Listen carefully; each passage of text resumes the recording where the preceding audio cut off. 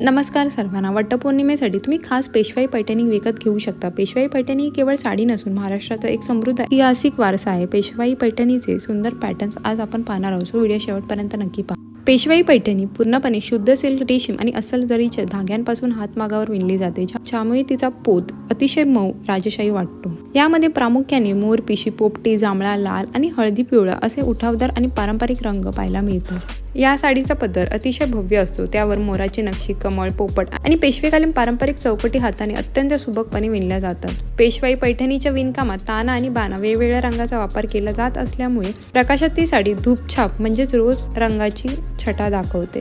ही साडी पूर्णपणे हाताने विणली जात असल्यामुळे त्यात खऱ्या जरीचा वापर होत असल्याने तिची किंमत साधारणपणे 1000 रुपयांपासून 10,000 रुपयांपर्यंत त्याहून अधिक असते. वटपौर्णिमेसाठी तुम्ही साडी लवकर खरेदी करू शकता.